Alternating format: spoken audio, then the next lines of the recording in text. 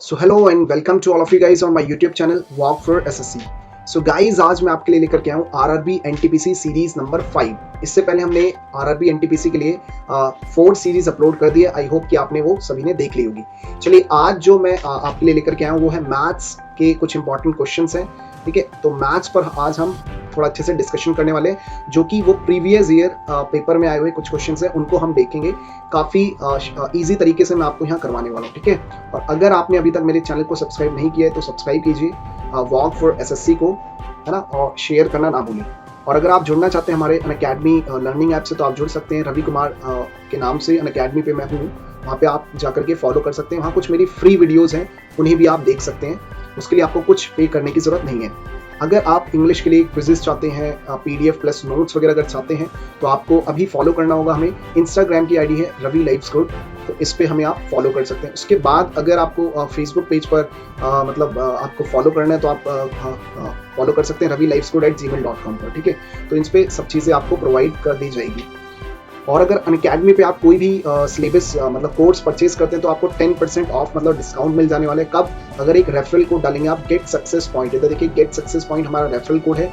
अगर आप डालेंगे तो वहाँ पे आप इंसर्ट करेंगे 10% आपको डिस्काउंट मिल जाने वाला है। तो चलिए आज की क्लास को हम स्टार्ट करते हैं पहले क्वेश्चन से। ठीक है, लेकिन उससे पहले आपको अपने फ्रेंड्स वगैरह से सभी से इस वीडियो को शेयर करवाना है, सब्सक्राइब करवाना है, सो दैट हम और भी अच्छी अच्छी वीडियोस आपके लिए लाते हैं। देखिए हमारे जो चैनल का नाम है वॉक फॉर एसएससी, इसको जल्दी से सब्सक्राइब कर लीजिए। और आप मुझे कॉल भी कर सकते हैं 8287886768 पर, ये मेरा पर्सनल नंबर है। अगर आपको व्हाट्सएप करना हो तो व्हाट्सएप भी कर सकते हैं। कोई भी आपकी क्वेरी हो, कोई भी क्वेश्चन हो, मैथ्स, इंग्लिश, रीजनिंग, जीएस, किसी से भी रिलेटेड आपका क्वेश्चन हो तो आप व्हाट्सएप कर सकते हैं इस नंबर पे। ठीक है, चलिए अब हम करते हैं बात मोस्ट इंपॉर्टेंट क्वेश्चन जो पेपर में पूछे गए हैं। देखिए ये क्वेश्चन वो है जो पेपर में पूछे गए हैं, आज यहाँ हम डील करने वाले हैं। देखिए फर्स्ट क्वेश्चन लिखा हुआ है, यदि साइन थीटा बराबर 40/41 हो तो आपको कॉस थीटा की वैल्यू बतानी। काफी ज्यादा इंपॉर्टेंट क्वेश्चन और काफी इजी क्वेश्चन ये आपसे पूछा गया है प्रीवियस ईयर क्वेश्चन में। ये सारे मैं जो कुछ इंपॉर्टेंट क्वेश्चन कराने वाला हूँ ये प्रीवियस ईयर में पूछे गए हैं। तो देखिए अब इसको हम करते हैं। साइन थीटा आपको कितना दे रखा है? साइन थीटा की वैल्यू आपको दे रखी है 40/41। ठीक है, और आपसे कॉस थीटा पूछ लिया गया, नॉर्मल सी बात है। तो आपको सबसे पहले कुछ बेसिक्स जानने पड़ेंगे कि इसके लिए आपको बेसिक्स में क्या क्या करना है। देखिए बेसिक्स आपको पता होना चाहिए कि ये एक राइट एंगल ट्रायंगल होता है, सभी को पता ही होगा राइट एंगल ट्रायंगल, जिसके अंदर ये होता है बेस, ये होता है परपेंडिकुलर, और ये क्या होता है? हाइपोटेन्यूज। ठीक है, ये क्या होता है? हाइपोटेन्यूज मतलब कर्ण। ठीक है, हिंदी वाले तो हिंदी वालों के लिए मैं लिख रहा हूँ, ये होता है कर्ण, ये होता है आधार, ये होता है लंब। इतना सभी को आई होप कि पता होगा। चलिए उसके बाद अगर हम बात करें तो आप सभी को पता होगा कि ये वाला जो एंगल है ये कितना 90 डिग्री बनाता है। 90 डिग्री के सामने आप हमेशा देखेंगे हाइपोटेन्यूज ही होता है। 90 डिग्री के सामने हाइपोटेन्यूज होता है। अब अगर देखें तो इसके अंदर आपने ये भी पढ़ा होगा लाल बटे कक्का। आपने क्या पढ़ा होगा? लाल बटे कक्का। शायद आपने ट्रिग्नोमेट्री में पढ़ा हो, नहीं पढ़ा है तो आपको आई होप कि कुछ बेसिक्स तो कंप्लीट करनी ही पड़ेंगे। लाल बटे कक्का में क्या होता है? ये होती है वैल्यू साइन थीटा की, ये होती है कॉस थीटा की, ये होती है टेन थीटा की। ठीक है, और अगर हम इसकी बात करें तो ये हो जाएगी कॉसेक थीटा, और अगर ये बात करें सेक थीटा, और ये वाली जो वैल्यू हो जाएगी टेन सॉरी कॉट थीटा। किसकी? Cot theta. तो कहने का बेसिकली मतलब इतना है कि अगर आपसे वो बोलता है साइन थीटा, तो साइन थीटा की वैल्यू क्या हो जाती है? साइन थीटा की वैल्यू आती है लंब बट्टे कर्ण, मतलब ये ऐसे। ठीक है, और अगर कॉसेक पूछा जाएगा तो उल्टा कर देंगे। ठीक है ना, कॉसेक थीटा अगर आपसे पूछा जाएगा तो आप क्या कर देंगे? कर्ण बट्टे लंब। क्लियर, ये नॉर्मल सी बात है। और बाकी है जैसे कॉसेक कॉस थीटा है तो आधार बट्टे कर्ण, टेन थीटा है तो लंब बट्टे आधार। ठीक है, ऐसी सेक थीटा बना सकते हैं कर्ण बट्टे आधार, और कॉट थीटा अगर आपको बनाना हो तो बना सकते हैं आधार बट्टे लंब। अब यहाँ क्वेश्चन में देखेंगे, यहाँ पे आपको दे रखा है साइन थीटा, यहाँ पे आपको साइन थीटा की वैल्यू दे रखी है 40/41। तो कहने का मतलब है अगर हम इसकी वैल्यू बनाएंगे और ऐसा कुछ डायग्राम बनेगा तो कैसे बनेगा ये देखते हैं, है ना।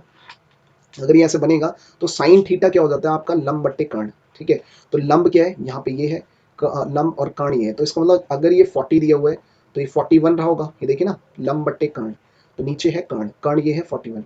और आपको ये भी पता होगा कि ये एक ट्रिपलेट बनाता है। ट्रिपलेट क्या होते हैं? इधर देखिए, ट्रिपलेट होते हैं जैसे कि आप सभी ने पढ़े होंगे, जैसे सबसे छोटा ट्रिपलेट होता है 3 4 5। ठीक है, 3 4 5 मतलब ये होता है आपका हमेशा आधार, ये होता है लंब, ठीक है, और ये होता है कर्ण। तो अगर हम देखें 3 4 5, फिर क्या बोलता है? 6 8 10, 6 8 10 का बनता है, फिर 7 24 25 का बनता है। आप सभी को पता ही होगा, याद होगा, नहीं याद है तो इन्हें याद कर लीजिए। फिर अगर हम 8 की बात करें, 9 की बात करें, 9 12 15 होता है। ठीक है, 9 12 15 ऐसे होता है। 10, है ना, 10 24 26 होता है, 11 60 61 होता है। ये सारे ट्रिपलेट्स हैं जो आपको लर्न करने ही चाहिए। कुछ और की बात करें अगर हम, तो जैसे इसके बारे में बात करें, एक होता है 9 40 41, ठीक है, 9 40 41। तो बस यहाँ पे ही आपको पता चल गया कि अगर ये परपेंडिकुलर है और ये क्या है हाइपोटेन्यूज, तो ये ऑलरेडी बेस रहा होगा, बेस रहा होगा। आप कैसे करेंगे इस क्वेश्चन को? अगर ऐसे भी नहीं करना है तो आपको बताइए 90 डिग्री है, तो आपको क्या करना है, इसको x मान लेना है, तो x का स्क्वायर प्लस में 40 का होल स्क्वायर बराबर में 41 का होल स्क्वायर। आपने सुना होगा कर्ण का सॉरी लंब का स्क्वायर प्लस में आधार का स्क्वायर बराबर में क्या होता है, कर्ण का स्क्वायर होता है, समझ गए? तो इससे अगर आप निकालेंगे तो भी आपका आंसर कितना आने वाला है, 9। तो ये अगर आप याद कर लेंगे तो ये ज़्यादा बेहतर रहने वाला है आपके लिए, क्योंकि इससे आपका टाइम भी बचेगा। तो बस आपको ये पता चल गया कि ये आना चाहिए 9। अगर आप इसे सॉर्ट आउट करेंगे, मतलब 41 का स्क्वायर करेंगे और 40 का स्क्वायर उसमें से माइनस कर देंगे, तो आपका आंसर 9 आने वाला है। तो अब मैं चीज़ों को रब कर रहा हूँ थोड़ा सा और मैं आपको बताता हूँ। तो इतना सब चीज़ आपको क्लियर हो गई होगी, ठीक है। तो अब उसने कॉसेक थीटा पूछ लिया है। क्या पूछ लिया उसने? Cosec theta.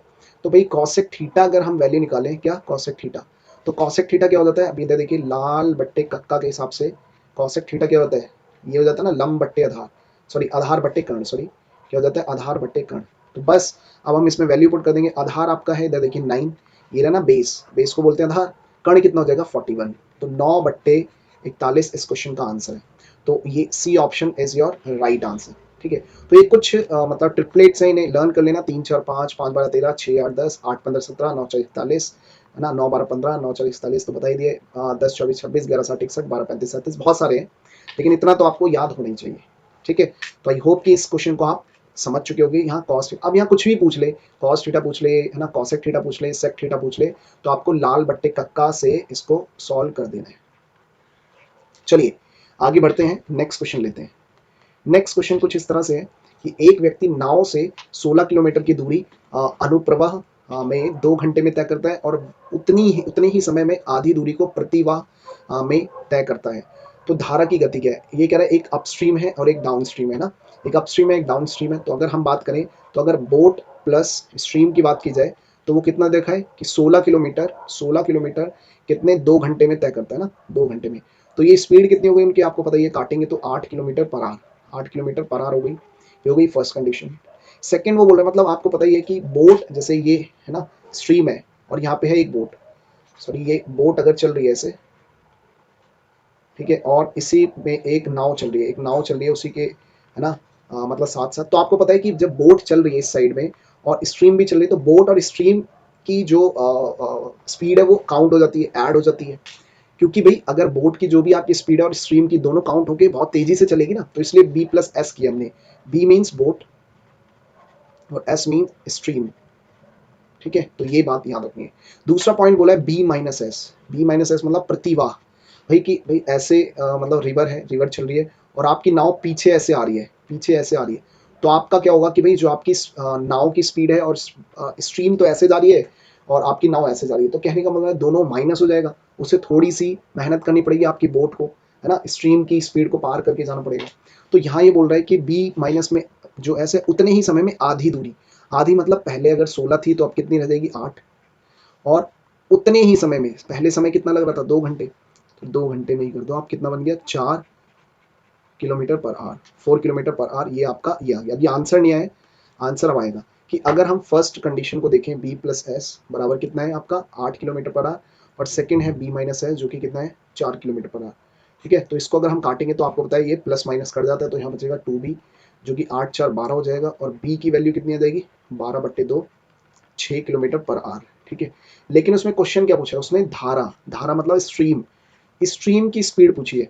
तो यहाँ ये तो बोट की स्ट्रीम, बोट की स्पीड है सॉरी, तो बोट को हम इसमें से घटा देंगे, माइनस कर देंगे। बी प्लस एस अगर आपको 8 दिया हुआ है और अगर बी दिया हुआ है 6, तो एस कितना रह जाएगा आप सभी को पता है। तो एस जो आपका आंसर आ जाने वाला है वो कितना आ जाने वाला है 2 किलोमीटर पर आवर। तो इसका इस क्वेश्चन का answer B is the right answer, ठीक है। तो आपको बस ये याद रखना है बी प्लस एस कब यूज किया जाता है और B minus S. B plus S तब यूज किया जाता है जब स्ट्रीम की मतलब दिशा में ही आपकी नाव चल रही हो, ठीक है। और अगर आप उसके ऑपोजिट जा रहे हैं, मतलब स्ट्रीम ऐसे चल रही है और नाव ऐसे जा रही है उल्टा, तो आपको बी माइनस एस कर देना है। चलिए आगे बढ़ते हैं। आई होप कि ये छोटा सा क्वेश्चन है जो प्रीवियस ईयर में पूछे गए हैं, ये क्वेश्चन आपको समझ में आ गया होगा। चलिए थर्ड क्वेश्चन है, 2 घंटे का कौन सा भाग 12 सेकंड है? देखिए वेरी वेरी इंपॉर्टेंट, ये कंफ्यूजिंग क्वेश्चन है, कंफ्यूजिंग मतलब बच्चों को आता तो है, लेकिन जब पेपर में आता है तो बच्चे कंफ्यूज हो जाते हैं। अब इस क्वेश्चन को कैसे करना है, आप ये बताइए कि अगर ये आर्ट्स में, ये जो इकाई है ये आर्ट्स में दिया हुआ है और ये सेकेंड्स में है, ठीक है। तो कहने का मतलब है अगर हम इन दोनों को सेकंड्स में कर लें, मतलब ये सेकंड्स में है, इसको अगर मैं सेकंड में कर लूँ तो हमारा आंसर आ जाएगा। या आप क्या कर सकते हो, अगर ये आर में है तो इससे ये सेकंड्स को आर में बदल लो, किसी को भी आप बदल सकते हो, है ना, कोई भी प्रॉब्लम नहीं होने वाली है। चलिए तो हम आर्ट्स को बदलते हैं। तो दो आर्ट्स हैं, आर्ट्स को अगर आपको मिनट में बदलना हो तो आपको 60 लगाना पड़ेगा, ठीक है। ये मिनट में बन गया 120 मिनट, और अगर आप दोबारा 60 करेंगे तो ये सेकंड्स में बन गया नहीं। तो ये देखो, ये सेकंड की यूनिट बन गई सेकंड की, और वो बोल रहा है का कौन सा भाग, का एक्स भाग क्या होना चाहिए 12, और ये सेकंड तो है ही। तो कहने का मतलब है अगर आपने यहाँ सेकंड बनाया तो यहाँ भी सेकंड, अगर यहाँ आर्ट्स बनाते तो यहाँ भी आर्ट्स बनाना था। तो अभी हमने दोनों को सेकंड सेकंड बना लिया, आर्ट्स से भी आप कर सकते हो। अब इसे काट देना है, वही आपका आंसर है। तो 12 पंजे 60 आपको दिख रहा होगा, 12 पंजे 60। अब इनको मल्टीप्लाई करेंगे, 6 पंजे 30, 30 दूनी 60, 600। तो यहाँ से आ गया 600 इंटू में एक्स बराबर में 1। तो अगर एक्स की वैल्यू निकालेंगे तो कितना देगा, 1/600 इज योर राइट आंसर। तो ये आपका आंसर है, D is your right answer. तो अब इसको आप आर्ट्स है तो इसको भी आर्ट्स बना सकते हो, कोई इशू वाली बात है नहीं, कैसे भी कर सकते हो आप। चलिए नेक्स्ट क्वेश्चन की तरफ बढ़ते हैं। नेक्स्ट क्वेश्चन है फोर्थ में, देखेंगे एक दुकानदार ने क्रमशः 10% और 15% की सतत छूट, मतलब क्रमिक छूट पर अंकित मूल्य ₹1000 का एक पेन ड्राइव खरीदता है। मतलब कहने का मतलब ये है कि एक वस्तु का मूल्य ₹1000, ठीक है, और उस पर आपको दो डिस्काउंट मिला है, दो डिस्काउंट मिले, एक 10% का। तो अगर आपको डिस्काउंट, आपको पता होगा डिस्काउंट कैसे निकालते हैं, डिस्काउंट मतलब उतने रुपए, उतने परसेंट की छूट मिली है। तो हमने खरीदा कितने का होगा वो, जब 10% छूट मिली है तो 90 का, है ना, हमने खरीदा होगा, और 90% को हटाने के लिए डबल जीरो। अब ऐसी 15 है तो 15 को हम कैसे लिखेंगे, 85, 100 में से माइनस करके अपॉन में 100। तो ये हमारा सीपी आ जाएगा कि हमने कितने का खरीदा है ना। तो अभी देखिए इसमें से ये 2 जीरो से 2 जीरो कट गए, और फिर इन 2 जीरो से ये 2 जीरो कट गए। अब मैं इन दोनों को माइनस कर देता हूँ बस। 9 पंजे 45 का 5, हासिल लगी 4, और 9 अट्ठे 72, 72, और ये कितना देगा 76। तो ये कितने की हो गई, 765 रुपीज़ की हो गई, ठीक है। मतलब ₹1000 की वस्तु थी कोई, उस पर पहला जो डिस्काउंट दिया है 10% का, दूसरा जो दिया है 15% का। तो हमारा आंसर, मतलब 1000 से वो वैल्यू 765 रुपये रह गई है। मतलब ऐसे समझिए आपकी ₹1000 सैलरी थी, आपकी दो बार पेमेंट काट ली गई, एक बार 10% काटी गई, दूसरा 15%, तो आपकी सैलरी इतनी रह गई। तो अब भैया आपकी जो सैलरी है वो इतनी रह गई, या इतने का पेन ड्राइव खरीदा, वह पैकिंग पर 35 रुपये खर्च कर रहे हैं, 35 रुपये और ऐड हो जाएंगे इसमें खर्च करने पर। तो कितना बनेगा, जीरो, छः तीन सॉरी 6 3 9 1 10 का जीरो, हासिल लगा 1, और ये 800 रुपये की बन गई। अब तो अब भाई ये 800 रुपये की आपको प्रॉपर पड़ी है, जिसको हम बोल सकते हैं सीपी। लेकिन एंड में उसने क्या किया, उसे ₹1000 में बेच दिया, और ₹1000 में उसने एसपी मतलब बेच दिया। तो आप खुद बताइए, आप इतनी तो कैलकुलेशन कर ही सकते हैं कि कोई चीज़ आपने, कोई चीज़ आपने 800 की खरीदी और 1000 में बेच दी, तो आप सभी को पता है आपको कितने रुपए का प्रॉफिट हो रहा है, 200 रुपये का। नहीं दिख रहा, 800 रुपये की कोई वस्तु खरीदी 1000 में बेच दी तो आपको 200 रुपये का प्रॉफिट हो रहा है। कितने पर हो रहा है, सीपी पर हम रखते हैं ना, प्रॉफिट परसेंट या लॉस परसेंट हमेशा सीपी पर निकलता है। तो 800 में और इंटू में 100 आपको यहाँ करना पड़ेगा। तो बस इस 2 जीरो को किसी से भी काट दीजिए, इस 2 जीरो को 2 जीरो से काट दीजिए, 2 चौक 8, और 100 बाय ये कितनी बार चला जाएगा, 25 टाइम्स, है ना। तो 25 इस क्वेश्चन का राइट आंसर। देख लीजिए अच्छे से, ये हमें ये करना था इस क्वेश्चन में, छोटा सा क्वेश्चन था। ये एमपी के कंसेप्ट पे याद रखना, एमपी के कंसेप्ट पे क्वेश्चन काफी ज्यादा पूछे जा रहे हैं। और अब जो है आरआरबी एनटीपीसी का जो एग्जाम होने वाला है वो टीसीएस पैटर्न पे होगा, टीसीएस। तो इस टाइप के एमपी के कंसेप्ट पे आपको बहुत सारे क्वेश्चन दिख सकते हैं। तो मेरी ये आपसे राय है, थोड़ा सजेशन है कि आप एमपी के कंसेप्ट को अच्छे से पढ़ के जाइए, ठीक है। चलिए आगे बढ़ते हैं। और यहाँ लिखा हुआ है एक व्यक्ति 10 संतरे 3 रुपए में खरीदता है और 8 संतरे को 3 रुपए में बेच देता है। ये काफी इंपॉर्टेंट क्वेश्चन, लेकिन बच्चे फिर भी इसमें थोड़ा सा फ्रस्ट्रेट हो जाते हैं। मैं आपको इसका आंसर बताता हूँ अच्छे से करके। देखिए 10 संतरों को 3 रुपए में बेचता है, मतलब 10 संतरे 3 रुपए में बेचता है, तो एक संतरा कितने का हो गया बताना, 3/10 रुपए का, ठीक है। और अगर 8 संतरे 3 रुपए में बेचता है, 8 संतरे 3 रुपए में बेचता है, तो आपको एक की वैल्यू पता लगानी पड़ती है 3/8 में, है ना। अब आप इस वैल्यू को काटोगे, मतलब जो भी आएगा, और फिर इस वैल्यू को काटोगे, मतलब ये हो जाएगा 0.3, और इसको करोगे तो 0 पॉइंट लमशम। फिर आप इसमें से दोनों में क्या देखोगे, डिफरेंस देखोगे, फिर आप आंसर निकाल दोगे प्रॉफिट परसेंट। लेकिन ऐसा नहीं करना है, ये मेथड नहीं अपनाना है आपको। क्या करना है इधर देखिए, सबसे पहले ये जो है 10 संतरे 3 रुपए में खरीदते हैं ना, तो 3/10 आपने किया और इनटू लिख दिया बीच में। अब 8 संतरे 3 रुपए में खरीदता है, तो इसका मतलब जो जितने रुपए रुपीज है उसको ऊपर लिखा जाएगा और जितने संतरे हैं उसे नीचे। तो यहाँ 3 रुपए में 8 बेच दिए, तो ये तो खरीदा सीपी और ये बेच दिया। समझ में आ रहा होगा इतना पॉइंट, ये तो खरीदा है और ये बेच दिया है। अब हम क्या करेंगे इस क्वेश्चन में, अब इसको क्रॉस मल्टीप्लाई करेंगे, तो आप इसको इधर क्रॉस करेंगे तो कितना जाएगा 24, है ना, 24 रुपये। और अगर इसको यहाँ गुणा करेंगे तो कितना जाएगा 30। तो अब आप खुद सोचिए एक चीज़ माइंड में पॉइंट, कि आपने कोई चीज़, इधर देखिए, आपने कोई चीज़ 24 रुपये में खरीदी सीपी और कितने की बेच दी, 30 रुपये में एसपी बेच दिया। तो आप खुद बताओ, 24 में खरीद के 30 में बेच दिया, आपको प्रॉफिट ही होगा। कितने का प्रॉफिट हो रहा है, कितने का प्रॉफिट हो रहा है, 6 रुपये का।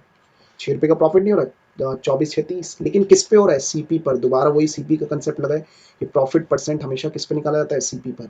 तो 24 से भाग करेंगे इंटू में 100, ठीक है।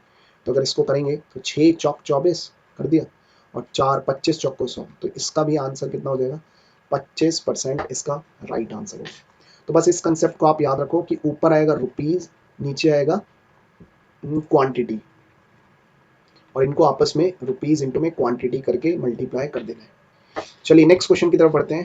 क्वेश्चन नंबर 6 देखिए, यदि कक्षा ए में 20 छात्रों की औसत आयु 10 है, तो आप सभी को पता है 20 छात्रों की औसत आयु 10 है, तो टोटल कितने हो गए 200, या मैं मान लेता हूँ 20 लोग हैं और प्रत्येक की 10 रुपये सैलरी है, तो 200 रुपये कमाएंगे, नॉर्मल सी बात है। कक्षा बी में, ये तो ए के बारे में बात हुई है, कक्षा बी में क्या है इधर देखेंगे, 25 छात्र हैं, 25 छात्र हैं और उन्हें 12 वर्ष है उनकी एज, या आप मान लीजिए 12 रुपये मिलते हैं। तो इनको ऐड करेंगे तो कितना बन जाएगा, 25 इंटू 12 300। सभी को पता होगा 25 इंटू 12 300। अब देखिए, अगर आपको 25 को 12 से गुणा करना है या किसी भी संख्या को 25 से गुणा करना है, तो आपको क्या करना है, इसको हटा करके आपको पीछे 2 जीरो लगा देने हैं और इसको हमें किससे गुणा कर देना है, 4 से। तो इसको हटाओ, 4 तिया 12, तो देखो 300 ही तो आ रहा है, ठीक ना। चलिए, अब अगर इन दोनों को ऐड कर देते हो तो कितना बनता है हमारा, 500 रुपये बन जाते हैं, है ना। मैंने मान लिया टोटल 500 रुपये वो कमा रहे हैं। अब उसने बोला है टोटल एवरेज बताना है, टोटल छात्रों का एवरेज। तो 500 रुपये तो टोटल कमा रहे हैं, उनकी टोटल एज है। अब बच्चे कितने हैं इसमें, बच्चे हैं 20 पहले थे और 45 अभी है, तो ऐड करेंगे तो सॉरी 25 अभी है, तो दोनों को ऐड करेंगे तो 5 और 2 2 4, है ना। ये करेंगे तो आपको आंसर दिख रहा होगा यहाँ पे। इसको काटोगे तो कितनी बार जाएगा, पहले 45 से कम 45 एक बार जाएगा, फिर इधर कितना बचेगा 5, फिर 45 से कम 45 एक बार जाएगा, फिर 5 पॉइंट में बचेगा ही आगे। तो आप देखिए ये तो आंसर हो ही नहीं सकता, ये भी नहीं हो सकता, ये भी नहीं हो सकता। तो 11.11 समथिंग ये इसका आंसर है। क्यों, क्योंकि इधर पीछे 5 भी तो रिमेनिंग बच रहा था। अब अगर ये पूरा कटता तो 11 से पूरा कटना चाहिए था ना, नहीं समझे। लेकिन अभी आगे डिजिट बच रही थी, अगर आप पूरा इसे सॉल्व करेंगे किसको, 500 बट्टे में 45 को, तो आपको आंसर खुद ही मिल जाएगा। थोड़ा सा अप्रॉक्सीमेशन भी आपको लगाना चाहिए। चलिए, आई होप कि आपको समझ में आया होगा। नेक्स्ट क्वेश्चन की तरफ बढ़ रहे हैं। देखिए CI से क्वेश्चन पूछा गया, वेरी वेरी इंपॉर्टेंट। यदि 2 वर्ष के लाभ 2 वर्ष के बाद 5% चक्रवृद्धि ब्याज की दर से प्राप्त धनराशि 441 रुपये, तो हमें पी ज्ञात करना है, मूलधन, ठीक है। अब इसको आपको पता ही होगा कि सबसे पहले इसमें रेट देखी जाती है, रेट। तो रेट कितनी इधर 5%, और 5% क्या होता है आप बताइए, 1/20 होता है या नहीं, 1/20, है ना। इसको अगर परसेंटेज वैल्यू को हटाते हैं तो फ्रैक्शन 1/20 बचता है। अब अगर देखिए 2 साल है तो हम क्या करेंगे, इसके ऊपर ये नीचे का बेस ले लेते हैं, 2 साल, है ना, और सॉरी 20 साल, 20 के ऊपर स्क्वायर कर देंगे।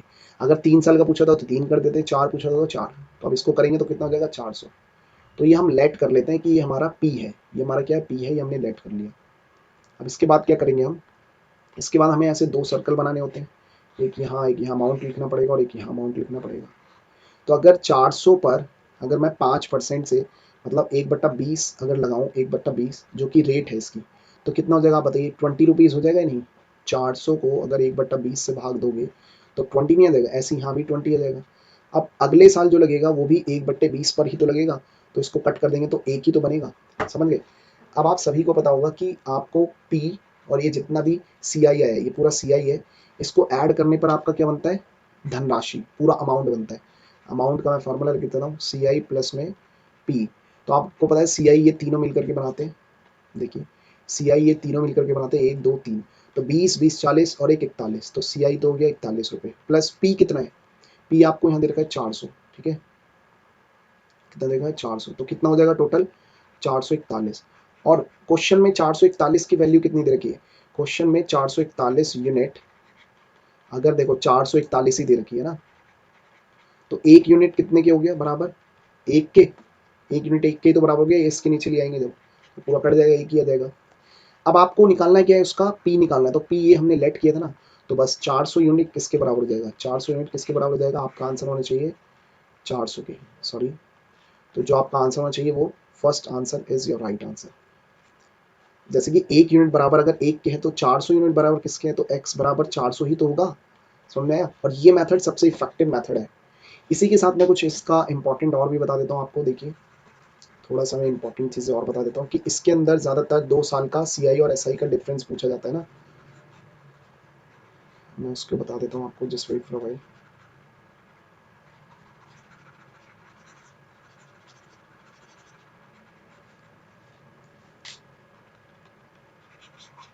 चलिए मैं आपको बताता हूँ कि अगर 2 साल के लिए 2 ईयर के लिए वो SI और CI का डिफरेंस पूछ लिया, अगर SI माइनस CI, तो वो होता है हमेशा PR/100 का होल स्क्वायर, पूरे पे होल स्क्वायर कर देंगे तो ये इसका क्या बन जाएगा आपका, 2 साल के लिए CI SI। अगर 3 साल के लिए, 3 साल के लिए अगर बोले कि SI और CI का डिफरेंस क्या होना चाहिए, तो आंसर क्या होना चाहिए, PR² 300 प्लस में R/100 की क्यूब। तो ये लीजिए, दो फॉर्मेट आपको लर्न करके जाने हैं, तैयार करके जाने हैं, क्योंकि देखिए इस पे डायरेक्टली बेस्ड क्वेश्चन आ जाते हैं। CI 2 साल पे और तीसरा 3 साल पे CI और SI का डिफरेंस क्या होना चाहिए, ठीक है। तो ये चीज़ें आपको याद रखनी है। आई होप कि ये क्वेश्चन आप समझ पाएंगे। चलिए नेक्स्ट क्वेश्चन की बात करते हैं। 20 पेन और 24, देखिए 20 पेन है, पेन को हम x मान लेते हैं, और 46 पेंसिल है, 46 पेंसिल को हम y मान लेते हैं, और टोटल कितने की खरीदी, 235 रुपए की खरीदी, ठीक है, 235 रुपए की। भैया आपने 20 पेंसिल, हमें नहीं पता कितने की थी वो, एक पेंसिल, तो 20 पेंसिल खरीदी, ऐसी सॉरी पेन, पेंसिल नहीं पता तो हमें 46 पेंसिल खरीदी, और टोटल हमने इतने रुपए दिए। नेक्स्ट क्वेश्चन में क्या बोल रहा है वो, कि यदि एक पेंसिल की औसत कीमत इतनी है, मतलब एक पेंसिल की कीमत ये है, अब पेंसिल हमारी ये है, तो 46 इंटू में कितना है ना, इतने रुपए हैं, और हम जीरो उठाने के लिए 2 जीरो नीचे लगा देते, पॉइंट उठाने के लिए 2 जीरो नीचे लगा देते हैं ना, और यहाँ पे लिखा हुआ है 20x प्लस में ये बराबर में 235। बस इसको सॉल्व करना है और आपको x की वैल्यू निकालनी है, क्योंकि उसने पूछा है पेन की औसत कीमत, मतलब एक पेन की कीमत कितनी होगी। तो इधर देखिए, अगर हम इसको डील करेंगे, 1 0 से 1 0 गया, 5 पंजे 25, 5 दूनी 10, और ये 23 दूनी 46, और 23 पंजे कितना होता है, 23 पंजे 115। तो इधर से 20x है ना प्लस में 115 बराबर में 235। अब अगर उधर माइनस करेंगे इसे 115, तो कितना बच जाएगा, 0 2 1 120, तो 20x बराबर में कितना हो जाएगा, 120। तो x बराबर आपको दिख रहा होगा 6 आंसर, क्योंकि 0 से 0 कट गया, 2 6 12। तो इधर जो आंसर होना चाहिए था वो 6 इज योर राइट आंसर। तो ये तो डायरेक्टली आपको इक्वेशन टाइप बनानी थी, उसमें पुट करनी थी वैल्यू। तो ये छोटे छोटे क्वेश्चन आपसे पूछे जा रहे हैं NTPC प्रीवियस ईयर में। तो इस बार भी ऐसे ही कुछ क्वेश्चन देखने को मिल सकते हैं आपको पेपर में, ठीक है। चलिए नेक्स्ट क्वेश्चन है, यदि विक्रय मूल्य 72 रुपये, मतलब जो SP है किसी वस्तु का वो कितना है, 72 रुपीज़, और लाभ जो है उसको, जो प्रॉफिट हुआ है, वो 20% का है। तो बस आपको CP निकालने के लिए बोला है, CP क्या होना चाहिए। तो याद रखना, जैसे कि अगर मैं बोलूँ कि SP अगर 72 रुपीज़ है ना, तो आपको क्या करना है, अगर मैं इसमें बोलूँ कि 72 रुपये में आपको 20% बढ़ाना है वैल्यू को, तो आप क्या करेंगे, 120 बट्टे में 100 कर दोगे, तो ये एक नई वैल्यू बढ़ के आ जाएगी। लेकिन अगर मैं बोलूँ कम हो जाए, कम करनी हो, तो आपको इसको उल्टा कर देना है। आपको अगर CP निकालना हो तो आपको क्या करना है, SP का, है ना, मैं पूरा फॉर्मेट ही लिख देता हूँ। अगर आपको CP निकालना हो तो आपको क्या करना है, SP इंटू में 100 अपॉन में जितना प्लस या माइनस करना है, समझ गए। अब देखिए जैसे कि CP जो निकालना ही हमें, तो 72 इंटू में 100 ऊपर लिखेंगे, और नीचे 20% प्रॉफिट, तो 20% प्रॉफिट को हम लिखेंगे 120, क्योंकि भाई 100 से 20 ज़्यादा हो रहा है तो 120 कर देंगे। अब इसे काट दो बस, 0 से 1 0, 12 6 72। तो CP जो आपका आंसर आ जाने वाला है 60 is your right answer, 60 is your right answer, समझ में आया। चलिए आगे नेक्स्ट क्वेश्चन की तरफ बढ़ते हैं। तो इसका 60 पहला क्वेश्चन सही है, पहला आंसर। लास्ट क्वेश्चन है, क्वेश्चन नंबर 10। वर्ग के, एक वर्ग है इधर देखिए, एक वर्ग बनाया गया है, वर्ग के आकार के खेत का अधिकतम क्षेत्रफल बताना है, जो कि 400 मीटर एक रस्सी से घिरा हुआ है। ये देखिए जितना भी ये बाउंड्री है ना, ये रस्सी ही है, ये रस्सी ही है एक टाइप से, और ये कितना है, 400 मीटर। तो आपको पता है ये क्या होता है, इसका पेरीमीटर होता है, और पेरीमीटर क्या होता है, 4a बराबर में आपको दे रखा है 400। अरे भाई वर्ग का पेरीमीटर 4a ही तो होता है, सभी को पता होगा इतना तो। अब जब 4a होता है तो आपको क्या करना है, इधर से a निकालना है। a बराबर में क्या हो जाएगा 400 बट्टे में 4, तो आपका आ जाएगा 100 सेंटीमीटर ना, सॉरी 100 मीटर। बस उसने क्या बोला है कि वर्ग का अधिकतम एरिया पूछे, एरिया। तो एरिया कैसे निकलता है, ए स्क्वायर ही तो निकलता है, ए स्क्वायर ही तो होता है ना स्क्वायर का एरिया। तो आपको 100 का होल स्क्वायर कर देना है। तो 100 का होल स्क्वायर आप करोगे तो आपको ये आंसर मिलेगा, और कोई इनमें से आंसर हो ही नहीं सकता। तो ये था 10th क्वेश्चन, जो काफ़ी ज़्यादा इंपॉर्टेंट और ईजी था। अब देखिए मैं आपको बताता हूँ, ये 10 पूरे क्वेश्चन हो गए। तो आपने यहाँ पे देखा कि कुछ क्वेश्चन जो प्रीवियस ईयर में पूछे जा रहे हैं वो याद रखना, अर्थमेटिक तो है ही उसके अंदर, अर्थमेटिक का पोर्शन तो पूछे, उसके साथ साथ एडवांस, एडवांस में जैसे मेंसुरेशन है, ज्योमेट्री है ना, ट्रिग्नोमेट्री है, अलजेब्रा के भी क्वेश्चन आपको देखने को मिल सकते हैं। तो कुछ बच्चे ऐसा सोच के जा रहे हैं कि एनटीपीसी में एडवांस नहीं आएगा, लेकिन ऐसा नहीं है। एडवांस बेसिक लेवल आ सकता है, और बेसिक क्या, शायद कुछ अच्छे क्वेश्चन भी आ जाए, क्योंकि पेपर टीसीएस ले रहे हैं। तो पेपर टीसीएस ले रहे हैं, उसके हिसाब से आपको चलना पड़ेगा। ठीक है, तो ये हमारे 10 क्वेश्चन थे। आई होप कि आपको ये जो मैथ्स के क्वेश्चन है ये पसंद आए होंगे, कुछ ना कुछ ज़रूर सीखने मिला होगा। तो आपको क्या करना है, आपको वीडियो को सब्सक्राइब करना, लाइक करना है, और शेयर करते जाना अपने फ्रेंड्स के साथ, ताकि वो भी सीख पाएँ। और ठीक है, और हम आपके लिए इसी तरह से अच्छी अच्छी वीडियोस प्रोवाइड करते हैं। ठीक है, तो आज के लिए हम इतना ही रखते हैं। ठीक है, आज के लिए इतना ही रखते हैं, आपसे नेक्स्ट क्लास में मिलेंगे, नेक्स्ट वीडियो में। आज के लिए इतना ही है, bye bye to all of you.